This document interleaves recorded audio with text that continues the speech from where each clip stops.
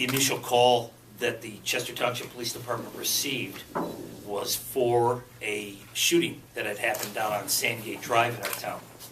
And it was right around 10 minutes to 2, so 1:50 on Tuesday, where we responded to that shooting call.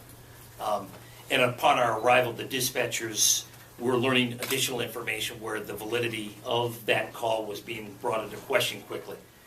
It was at about 3 minutes before 2 when we had gotten the second call, which was from Chase Bank, that Chase Bank in Chester Township had just been robbed. So it was at that time that we returned to Chester Township and to the bank, and really where our investigation began. Is we got preliminary information out to all of you very quickly, and a photograph from the bank, and probably more times than not, you guys wonder, is that helpful or not? Are you able to see anything? I'm here to tell you that it is helpful, and it was by the media getting that information out and posting that photo on all the various sources that you had that ultimately led to a very important tip in this investigation. And it was through that tip that our investigation really picked up speed, and over the last, I don't even know what time it is now, but over the last day for sure that we really picked up speed and momentum. Ultimately, as the investigation continued and picked up speed through the afternoon, it was about 3 o'clock when I had contacted Sheriff McClellan, because the investigation was leading us into Geauga County, particularly into Hambden Township. And ultimately, we brought in Sheriff McClellan, the Geauga County prosecutor, Jim Flays, and again, this was being done simultaneously with the help of the Federal Bureau of Investigation. It was at that time that we began preparation of a search warrant and an arrest warrant. And with the help of the prosecutor's office, that was done. And we began to present that to Judge Terry Stupica at the Municipal Court to have those, or to present her with those 2 warrants. Subsequently, the sheriff remained at the prosecutor's office, where the operational stage really began to take shape about what we were going to do. And I'll let the sheriff kind of touch on that now. As the chief stated, approximately 3 o'clock yesterday, we were asked to assist the Chester Police Department and received the information from them identifying a subject in Hambden. Very shortly thereafter, we set up surveillance on a residence at 12062 Nikki Lane in Hambden Township. And that surveillance was done by undercover and plainclothes members of the sheriff's office.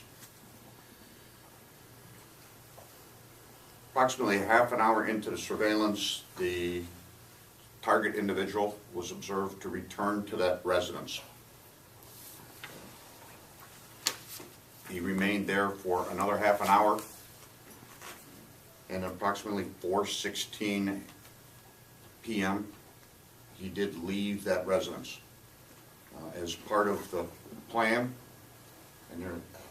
an apprehension team was located on Chardon Windsor Road, and what we refer to as a felony traffic stop was initiated.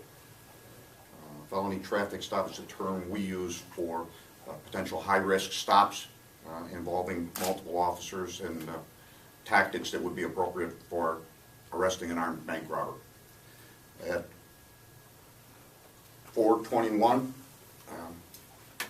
that traffic stop was initiated. The subject was taken into custody without incident. There was no violence. The traffic stop was on Chardon Windsor Road near Grant Street, which would be the Chardon City limits. I didn't release to you initially how much money had been taken from Chase Bank, so I would let you know that the actual robbery of the bank initially resulted in a loss of $10,000. About $589 is a pretty good number of what was lost. During the course of the execution of the search warrant, we did recover about almost $8,500 on the premises. We did recover some other items of evidentiary value during the search last night. And I want to say that probably by about 7 o'clock or so, 7:30, did we wrap things up last evening in Hambden. The actual street is Sandgate Drive in Chester Township, and the homeowner that resides there currently has zero involvement in this. This was, and it was a good address, so it wasn't even that we got an improper address on that street. That wasn't the case at all. So this was, obviously, you having some familiarity with the area, being able to give a street that would be at the eastern end of Chester Township, as well as a good address. But yeah, the property owner that resides there has no involvement in this.